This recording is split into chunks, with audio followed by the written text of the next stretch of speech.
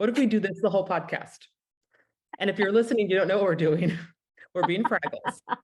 We are bopping our heads. It was just really funny that my thought process was, yay, we're recording a podcast. Oh, we didn't say anything yet. Oh, but it's fine because we do video now. Then I'm like, oh, but not everyone gets the video. So not everyone knew that the whole first 5 seconds of this podcast was happening. I wish we could invite everyone to bop their heads along with us. Something about today, we both had the instinct that that's what was needed to get kicking Feels into good. this day. Yeah. Well, there's so much that we do with our brains and our bodies and our hearts all day long, and sometimes just gotta shake it out a little bit. Sometimes it feels so good to move in a way that feels wonderful. And in a way that you don't normally move, like in a way that you don't normally go about your day moving. I have noticed that when I'm doing meditations for a class or a client, I really love bringing movement into my meditations. And I like doing it in my own meditation process. Part of it is, if I listen internally, what might feel good to move and how might be like a way that brings some flow, some release, so that I'm teaching myself how to listen to where the energy wants to go. And you know what? I think there's something really important about co-creation and knowing that we are a decider and a creator of movement, that sometimes, especially like when there's something to feel, it's like, well, I know I have to let it pass, or I just have to let myself feel it. But then there's maybe this idea of like this stasis, this like, well, I'll just stay and not move and let it move. But it's like, well, but the instinct to move actually is a co-creation as well. So sometimes that's, the process is always moving. Evolving. It's always moving. It never stands still. Gosh. Well, if you are here listening, we hope you know that this is the Create Podcast and that we are Kristen and Natalie. Well, you do now. Now you got it. You're so silly. Yes. And, we actually reached out. If you are not a member of our Create Facebook community, you can please feel free to come and join us. It's the acronym CREATE, C.R.E.A.T.E, Create Community Facebook page. And on our Facebook page, Kristen did a lovely post this morning saying, hey, we're going to podcast today. What would you guys like to hear about? What would you like us to share about or chat about or jam about? And so Kristen had some answers, and we did not expect these answers. So we're delighted, and we'll see what happens. This is what came through. So Jasmine asked if we will talk about love, soulmates, and relationships. And I think I said, do we know anything about that? Making it up as we go along, figuring it out as we do live. But we decided yes. And then didn't Jen also have something she wanted to talk to us about? Jen asked us, why are we both so pretty? That's another thing that we don't know. We don't know anything today. How I Genetic. was created. Genetic. The choice of joy. Who knows? Who knows? Oh, maybe it's just in the eye of the beholder. Maybe it's just that Jen is such a loving heart that that's what she sees. She sees prettiness in us. Shall we start with what we know about love, relationships, and soulmates? I guess so. Or what we don't know. Yeah. I know it's what we came here for. I know love is what we came for. I know that, the Course in Miracles talks about that love brings up everything unlike itself. And so I also do know that if we come into this form, if we come into these bodies, we come into this plane, this place, this energy field, in order to experience ourselves as love, then what will come up over and over again as we're learning ourselves as love, and as we're learning how to give love, is what will come up is everything that's not love. So I think that what our world has experienced, particularly in the last several years, is tremendous separation. tremendous feelings of how we are all different, how we are all separated, how there's me and then there's you. And I do believe that it's because there's a deeper calling for us to understand love. And it all starts in our relationship with ourselves, our relationship with whoever we're choosing to be in relationship with our relationship with what we're here to create and what we're here to do, and our projects and how we're our passion, our talents. And so I think that as we're called to expand what we understand in terms of healing that separation in our personal lives and in the things in our immediate circle, that it's meant to have a ripple effect, and we're meant to spread that out into community, into culture, into world. And I think we're just learning how to do it. And it does feel that there's more separation than there's ever been. And all I can trust is that if that's the process of love bringing up everything that's unlike itself, there must be a very, very deep call collectively as well as individually for more love, deeper love, a deeper, higher experience of love, which is why we're feeling so much of its opposite now. Yeah, well said. And I feel that what is coming up is we are seeing it more on the surface, what has been underneath. So perhaps we created the appearance of things. We created the appearance of happy families, but there was actually fracture going on. We created the appearance of happy relationships, but we didn't feel deeply connected. And perhaps what is being revealed is we're being able to see the cracks, we're being able to see the fractures so that we actually can heal it. And I love when you said we're learning. Yeah, we're totally learning. We're so totally in school. We're in love school. We're learning how to do it. And that's what these relationships are. They're a classroom. Mm. And I believe, we're often attracted to people, whether in love, romantic relationships, or even in friendships, that are like perfectly fit to our wounds. It's kind of fantastic that way. The way that attraction works, I trust attraction. I trust who I'm attracted to. Often I think there's a dialogue of don't trust who you're attracted to because you're attracting from your wounds. I believe at a certain point you've done enough work to go, okay, I will always attract from my wounds. My wound is not going anywhere, but maybe I can have a more healthy relationship, a loving relationship with my wound, and understand just like I attract from my wound, I also attract from my power and my divinity. And as I'm aware of my power and my divinity in me, I'm aware of of the power and divinity in those that I attract. And I will consciously choose to see that in them. And I will consciously choose, just the way that I am doing the healing work on myself, that the person that I love, the person that I'm in relationship, is also doing the healing work on themselves. And then it's an invitation into story. Where have I made story? Where have I chosen to see separation? Whether that's in a work relationship, a collaboration, a best friendship, or in a romantic relationship. What's the narrative I'm creating? And I was really aware this week that one of my favorite Michael Beckwith talks of all time is called Your Law, Your Life. And I remember being, I don't know what I was, 29, 30. My little brother gave me this talk on CD. Once upon a time, we had these things. They were called CDs. We had CD players in cars. You put it in. So he gave me this Michael Beckwith talk. And I was just learning how to take care of my body. And I would drive to the gym, a very new practice for me at this time in my life. And I would listen to this talk. I think it was about 25 minutes to the gym. That's about how long the talk was. And I knew that if I listened to this talk every day, it would change my life. And one of the things that Michael Beckwith said in the talk is your law or your personal beliefs about life will show up, whether they're conscious or unconscious. So if I look at my life and I see what's showing up, then I can see what I'm believing. So if I just look around and go, okay, what's going on in my life? I see it, I see what's happening, da, da, da, da, da. that shows me what my beliefs are. And then that shows me where my work is. It's to get inside those beliefs, because Mm, many of them are unconscious.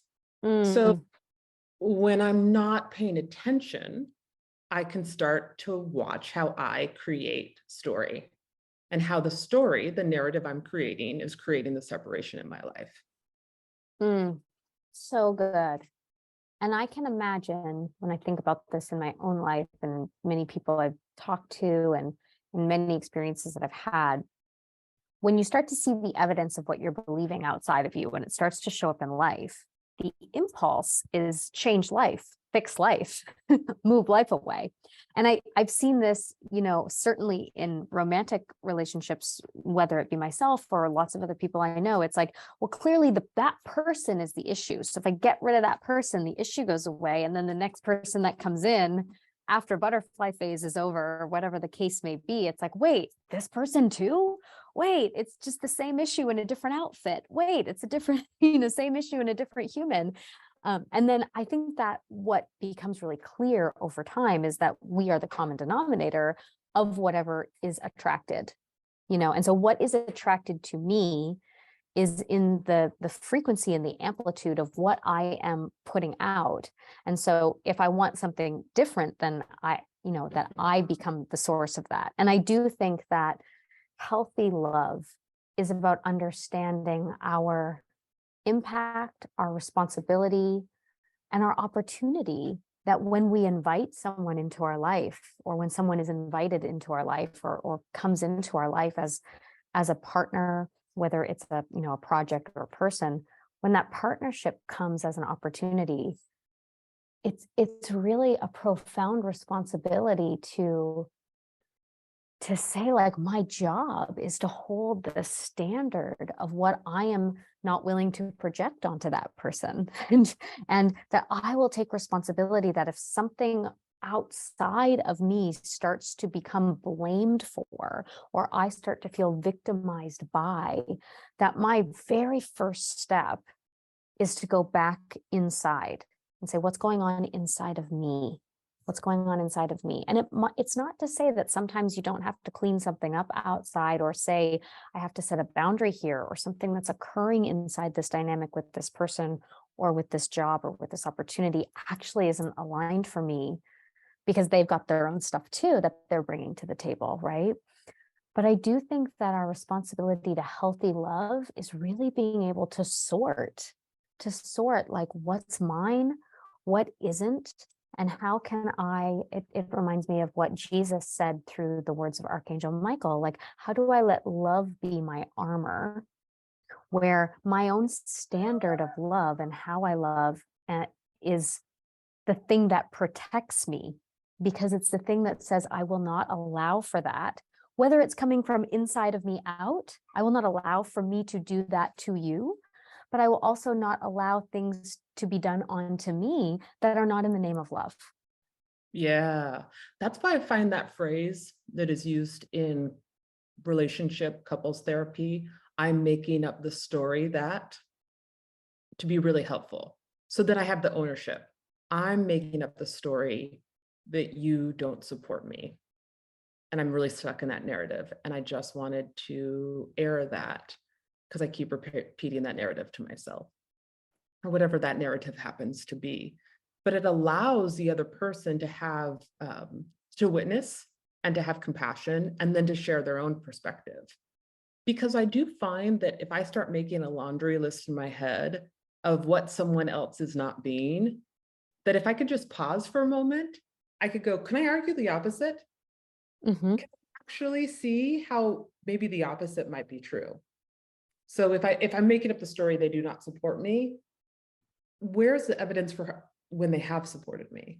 Right. The here and here and here and here. Okay. So actually they do support me, and they've supported me many times.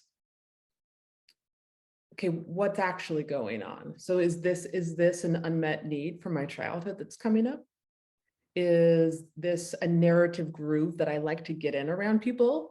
Do I like to make that story not only about this person, but maybe lots of people? Mm, And I do think that's where, we get into requests and boundaries as well. The ability, as soon as I notice that I am making up a story and there's something that I want to, there's a need that I have and I'd like that need to be met. Can I be vulnerable enough to ask for that need to be met? Can I allow for that need to be seen? And also take responsibility that it's okay if that need doesn't get met exactly by that person in that way. Mm, That my job in intimacy is to articulate a need, but there's an entire universe that is showing up to love me. And yeah. And one thing you've said to me before is about honoring and respecting the yes or the no to that yeah, request. And I yeah, love that. I love that it's my job to make the request. It's not your job to meet it. yes, But if we are in a loving, healthy dynamic, ideally, I think we're making a request and then doing our best to either honor the request or honor why that request isn't right for me. And yeah, just having clear communication about it without story. I can't honor that request for you right now. I really appreciate you asking. I understand it's important for you. Is there a way that I could help you in a different way? That's not a yes for me, but I love you and I want to support you in whatever way I can. Just can't look that way. And I think that the dialogue around it starts to feel so vulnerable. And, yes. if not for vulnerability, then how does love actually get cultivated?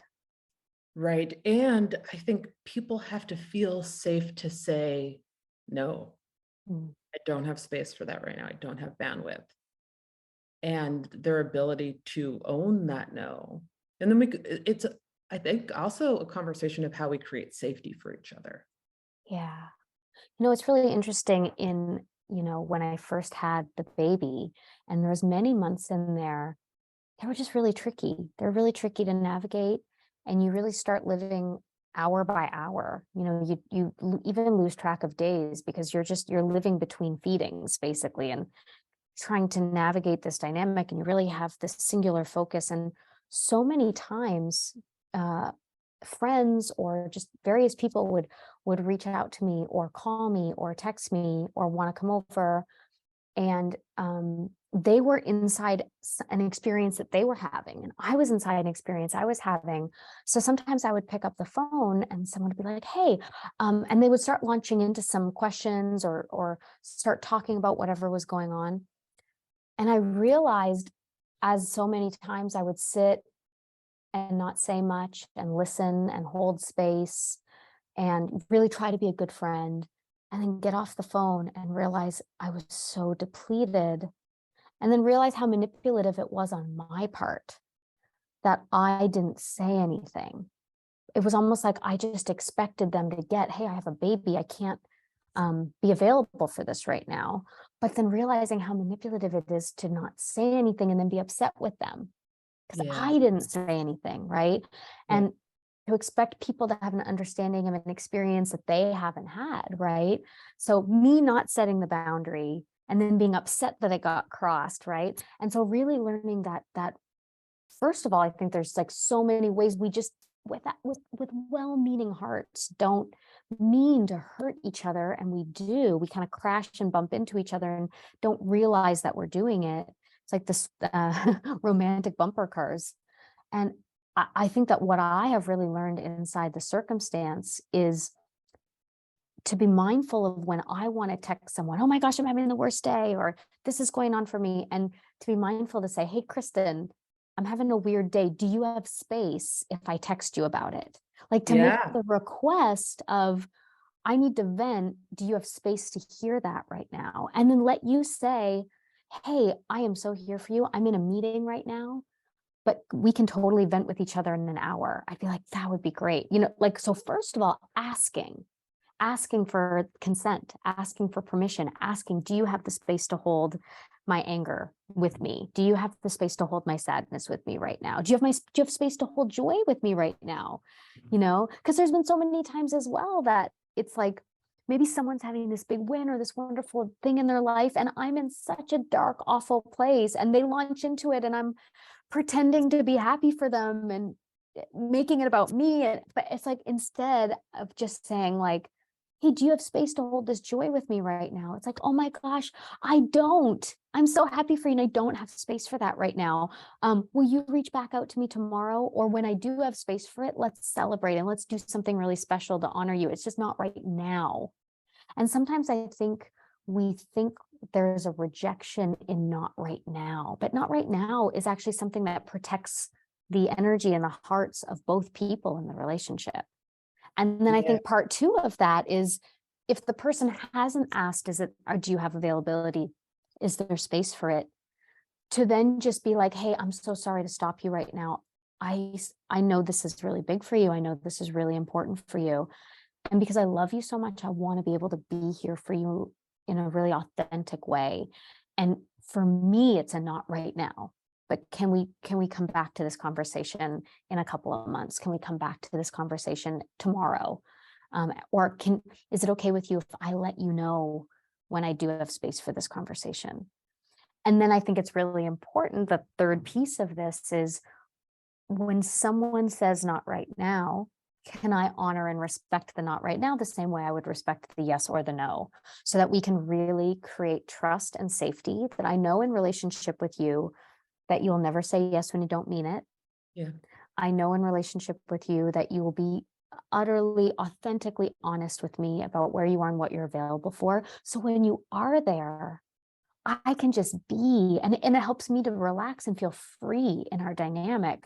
And when you can't be there, I know that you'll really let me know that, and let me know it in a way that isn't about me.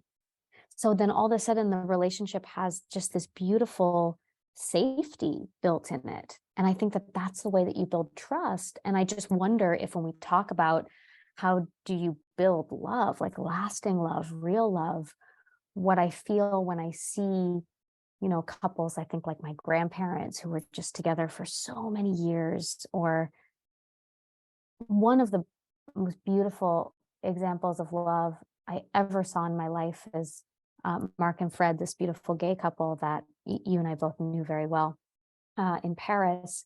And when Mark was dying of pancreatic cancer, his longtime partner, Fred, was cooking for him and caring for him in those end days. And I remember getting on a video call, and Mark was annoyed because he said, well, I asked him to make me a lasagna, and Fred is French, and he didn't know that like Americans make lasagna in a certain way, and he put ricotta in the lasagna. Like, who does that? Like, I wanted like American cheese, and he made the lasagna, and he was so like bothered by it. And I remember thinking, Fred is caring for this man 24/7, like taking work off and being with him while he's ill and while he's dying, and like he's doing everything to make him happy. And like, and I looked at Fred's face when he said that, and he just had this beautiful serene smile, and he said, I'm gonna make another one tomorrow. Oh, And it's like, oh, love. You know what I mean? Like, that's love. Like, love when you see it. And what it made me think is that long time love, that deep love, that real love, is the love that doesn't keep score, is the love that knows what's real and knows what's important, and knows how to have that trust and safety built in over time, where when it's the really big things like, do you have space for this, or can we talk about something really important to me, when we build over time that trust and safety of that foundation, then, when you make the lasagna wrong, it's not like the love goes away, you know? yeah. And I want to say, we're learning how to do this. So part of this is being really gentle with ourselves and being like, I'm going to get it wrong. Sometimes I'm going to love you not the way you want to be loved. And I'm going to trust that that goes both ways. So can we have generosity of spirit, that we're doing our best to create a healthy relationship, and we can't see what we can't see. So can we hold each other with a lot of gentleness and space as we learn how to show up and love each other in more healthy ways? My experience has been, there's a lot of ways that I know how to love that I think is healthy, and I don't realize until I'm in relationship, oh, oh, that might not be the most healthy way of showing up. And maybe what my partner is modeling for me is a really healthy way of showing up. And being willing to sometimes sit with the discomfort of being with a new way of being in relationship, and being willing to learn and being willing to make mistakes. Just like when you're working on a creative project, you have to try and you're going to learn through making mistakes. And I think that's the same thing for loving people. We're going to learn through making mistakes. That's just what it is. So can we hold space for each other when we know that the love is real, when we know that the person is good, and go, you know what, we're both trying. We're going to make mistakes. We're going to sometimes get it wrong, but we can believe in each other and we can believe that we're both trying our best, and we have unconscious behaviors and they're just going to show up. And part of this process, this container we're creating, is a place where some of these behaviors that don't serve us will show up so that we can heal them. Yeah. And we were talking before, I was thinking of somewhere I have some growing work to do is to be able to say out loud when I have gotten my feelings hurt or when something hasn't felt good. And being like, that's an act of vulnerability, is to say, oh, this didn't feel good for me, or that felt uncomfortable, instead of just pulling away. And something that I can see in myself is that it feels so uncomfortable sometimes to say, I got my feelings hurt here, that what I'd rather do sometimes is just like turtle up, go in a shell, pull away. And it's not fair to the other person, because then they're left going, what happened? What went on here? Or not even be aware that they could mend it if they knew. if they knew, if they were communicated with. Well, sometimes I do think that's something really to be aware of is, if I'm living out a core belief system that says I'm just always alone. I always end up alone, or like I always end up feeling alone, or even when I'm in relationship, I end up feeling alone, or I end up not getting my needs met. If that feels real, and that's a core belief that's like real in the underbelly, then sometimes we will weaponize love unconsciously by withholding, when there's a need or when there's a request, so that we can then prove, in psychology, we call it a confirming belief. We end up confirming the core belief to be true. See how they weren't there for me? See how I ended up alone? But we don't realize that there was almost like a co-creation of that aloneness, because maybe I didn't say the hard thing out loud or the scary thing out loud, or I didn't include someone, or I assumed they wouldn't have wanted to be there for me, or I assumed they wouldn't have done it in the way I would have needed. So I just go ahead and withhold in advance. And, this is why I think it was really beautiful how you said it earlier about we often don't love people the way they need to be loved. We love people the way we want to be loved. And I do think one of the biggest lessons in partnership is and I mean, the way that I see it most clear is when you talk about love languages, these 5 love languages, and many people have heard of that. It's like, what's your love language? And it's often really interesting that what you discover is you and your partner have different love languages, right? So even with my husband, he always used to do these things, like he just wanted to cuddle me and give me kisses all the time, and he wanted to just snuggle, and it was so important to him. And I was kind of like, yeah, okay, whatever. You know what I mean? And like, because I'm like, man, if you wash the dishes for me, if you do the laundry, man, that is love to me, because I'm an acts of service girl, right?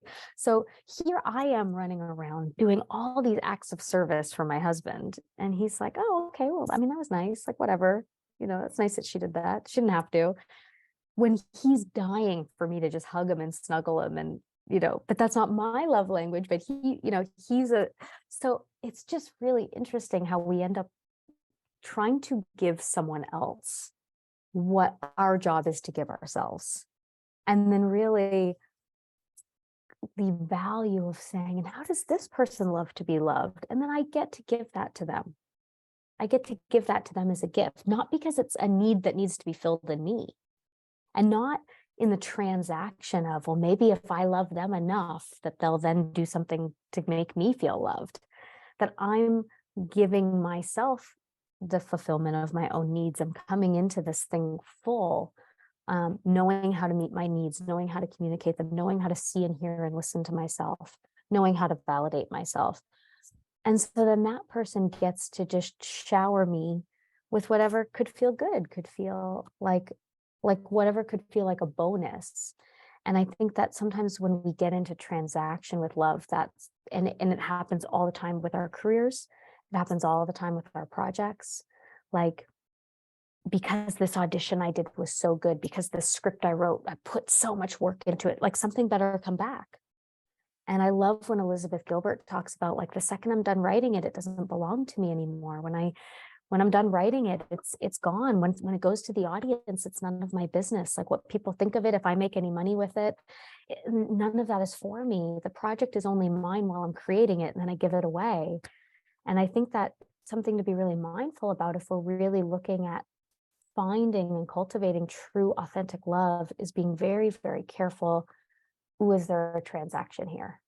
Yes. Oh my goodness. Have I started keeping score? Am I really too? Am I trying to get, am I in that energy of I want. And when we do that with life, and then when we do that with our partners, that that energy of I am owed, and we put ourselves in that victim spot. In terms of love languages, I just think this is such a funny story. So like you, with my partner, we have totally different love languages. And I am a words of affirmation girl. I love to gift them. Anyone in my life, I will tell you how great you are all day long. I love to love through words. I love to praise, I love to adore, and I love to receive words of affirmation. So making requests, I have definitely asked my partner for words of affirmation. And he goes, why would you want validation to come from outside of yourself? Why? That only will hook you on looking outside of yourself to know who you are and to source your sense of self-worth. That doesn't seem healthy to me. Like, and so his way of loving me is going, no, source your sense of pride and self-worth from within. Like, that is the way that he loves me, is showing me that I don't need to get it from outside of myself, which is probably actually what I need. But it's his refusal. No, there's no way I'm doing that for you. And Oh, and that cracks me up. oh, it's the funniest thing ever. And the only thing that works is to see it as, it's to him, the most loving act is to be honest. It's just to be honest about self-worth. And oh, it just cracks me up to no end. And all I can do is accept it, and also realize that he does not like it when I give him compliments or praise him. It's just not his jam.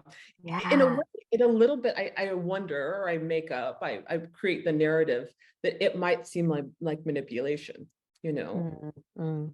it almost kind of like doesn't feel comfortable. Um, Mm. but like that he loves in this way that's like steadfast and like Yeah. showing up and like congruent action. And Mm. I actually I make also up the narrative that that's what he would love to see from me a little bit more, is congruent action, like in every Mm. my life. And I feel like that's something he mirrors for me, Well, and I think that that's beautiful in relationship to what you said, you know, earlier. It's just really about, what am I collecting evidence for? And I can collect evidence for how he doesn't give me words of affirmation, or he doesn't do this thing that I wanted. Or I could collect evidence of, like, oh, here's how he's a really great partner that's teaching me things, that's showing me things, that's meeting needs I don't even know I have in an interesting way. It's people show up inside the containers that we build for them, Mhm. and my dad often said to me, that it was really important not to try to motivate through criticism, or because, it's impossible to do so. It's, if you want to uplift someone, then you encourage them. You don't criticize them and hope that they then through your critique somehow finds their way to their mastery. It's like they will find their way there by affirming what's working, affirming what's good. Hey, I just want to point out how much this meant to me. I just want to point out how great this felt when this happened. And it's just so often easy to focus on what I'm not getting or what I wish looked different. And we do it with ourselves as well. It's like, this is why I hate the whole idea about New Year's resolutions. It's like, there's a deficit in me. There's a way I've failed. There's a way I'm not enough. And so now I have to course correct, and I have to fix it, and I have to make all these grand gestures to make myself better. But it's really opposite. Like it's operating from this defectiveness, as opposed to saying, hey, what was beautiful about last year? How am I proud that I showed up last year? And then from all of these places of just really acknowledging, who I've been and what I've come through, and all these wonderful things, these learnings, and then saying, who do I get to be now? Who do I want to be now? What am I inspired to be now? Not what do I have to be because I'm so mad at myself for what I haven't been yet. Yes. And we can watch what our inner dialogue does. And in my experience, whatever I'm doing to myself in my inner dialogue, I will also do to those that get close to me. Mm. So if I practice being loving and gentle and kind and congruent with myself, then I'll do those behaviors with those that are close to me. And I do think one of the reasons we project onto people is because it's hard to see it in ourselves.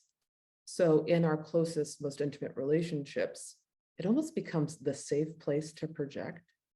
And when we can own those projections and see that we've done them, and then what's that invitation that's here in my relationship with myself? I'm projecting it over there, but actually, what is needed here? Mm. What do I need to do? That also makes me think about part of Jasmine's question about soulmates, talking about soulmates. I think that we do have this sort of concept, this idea that a soulmate is just this amazing connection, and it's your person, and it's like the stars aligned, and there's like this sacred union. And something that I think about that is, yeah, that's an interesting and cool way to think about that, but that doesn't necessarily equal that that's a harmonious relationship. That sometimes maybe the soul contract is that our souls have such a deep connection and a deep love and a deep trust that will actually come in human form and trigger each other. Yeah. And we'll come into human form and seem like enemies. We'll come into human form and seem like we bring out the worst in each other, or because there's so much trust between that soul connection, that those souls almost come in making the contract of, we have such a foundation of trust and safety with each other that it might look different in the human plane, that it might look like really triggering each other and really mirroring things the other one doesn't want to see. Yeah, and so sometimes I think this idea of soulmate is supposed to be this like happy, joyful, movie version. running through the flowers.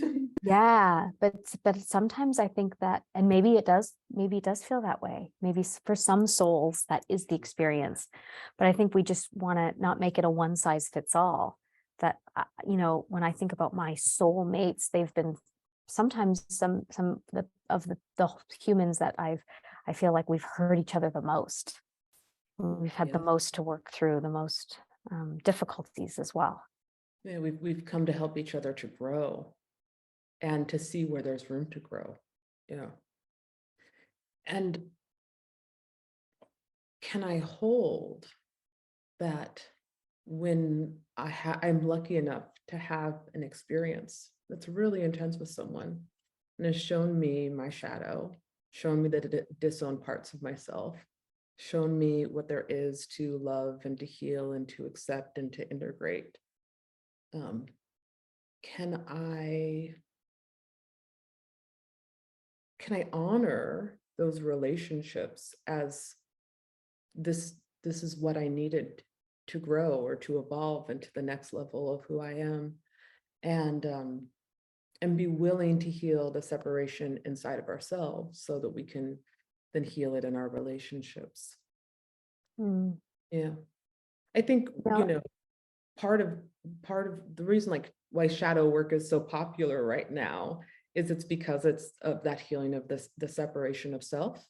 And when we can do that for ourselves, then I think then we can do that in our relationships. We also start to have more forgiveness for others, the more that we own all those disowned parts of ourselves.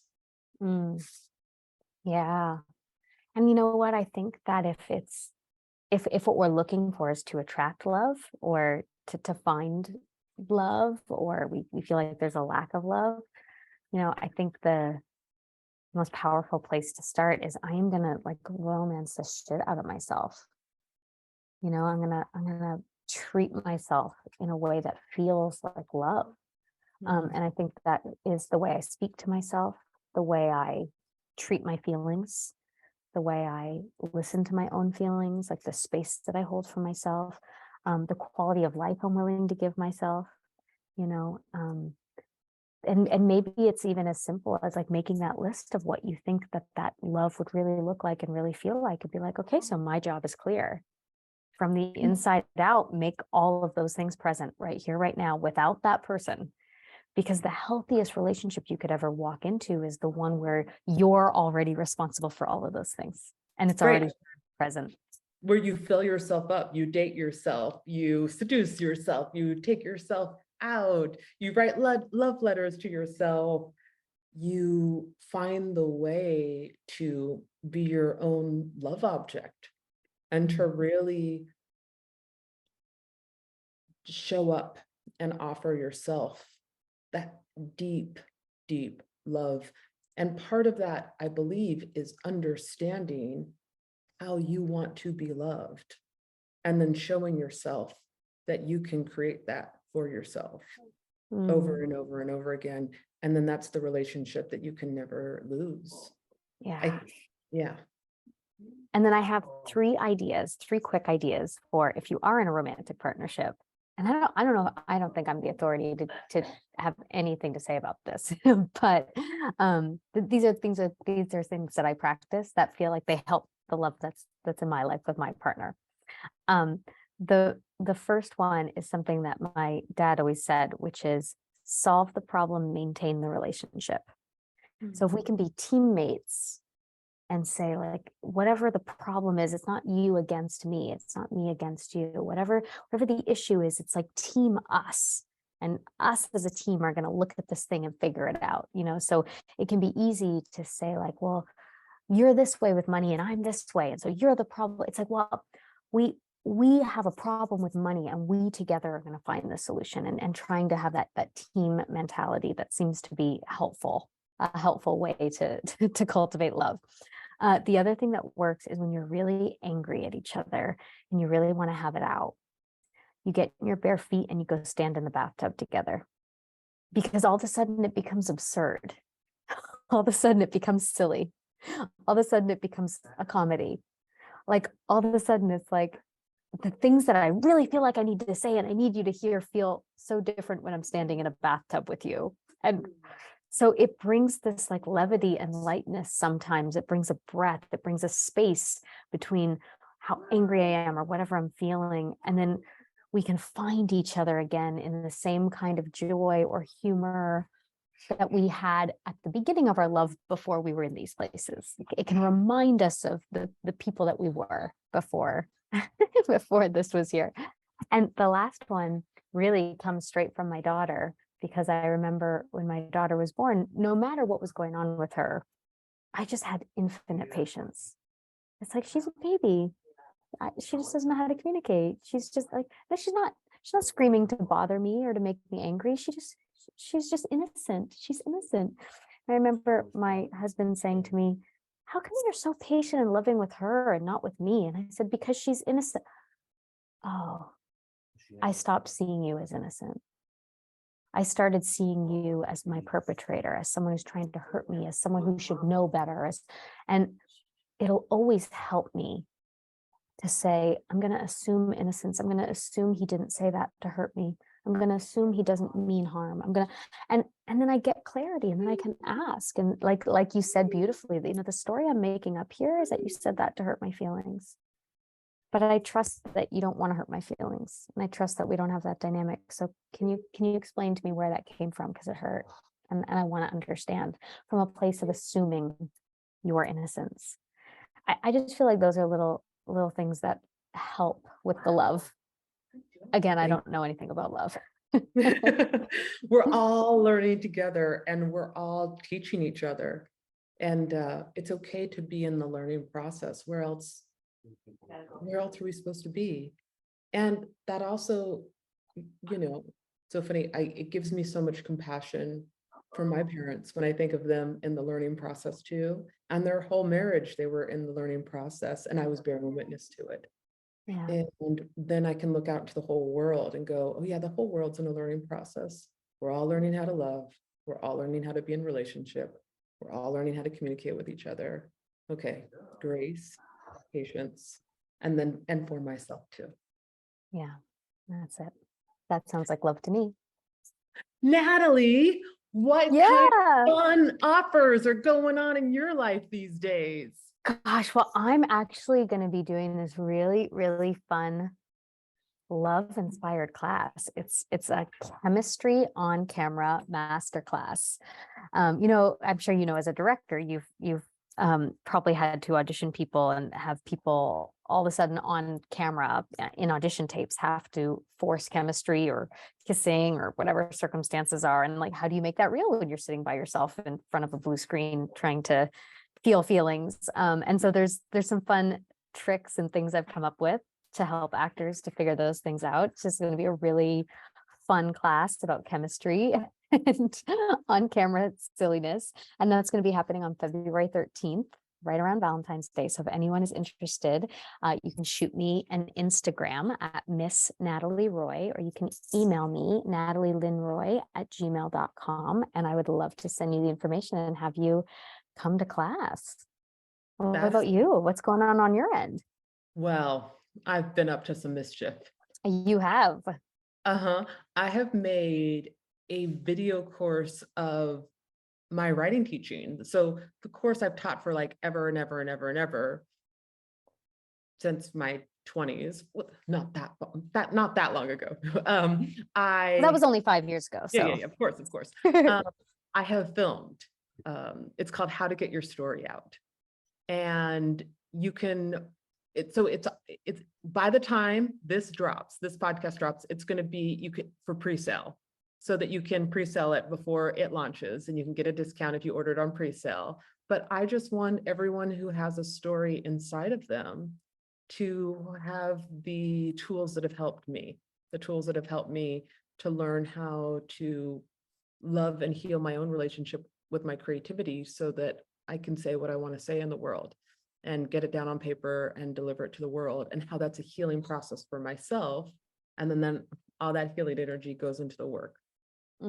So I'm really excited because it's been something I've wanted to do for a long time. And I still have story space if you want to come and spend FaceTime with me, if you want to meet in a group. So it's kind of a coaching collective where we're all working on our stories. But if you don't have time and space for that, or you like to learn on your own, you like to be accountable to self, and you want the teachings, I want to make them available. So you can come to my Instagram or my website and get all that good stuff.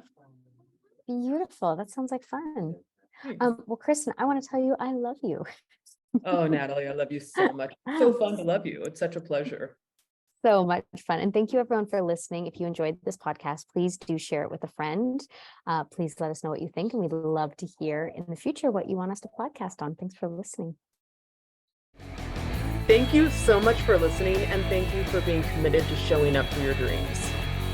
If you would like to know more about what we are up to, or find more information about our podcast, upcoming retreats, or anything else, please go check out our website, www.thecreateseries.com. And you can come and jam with us on Facebook. I know we're still on Facebook. We have a Create community page, and that's Create C.R.E.A.T.E.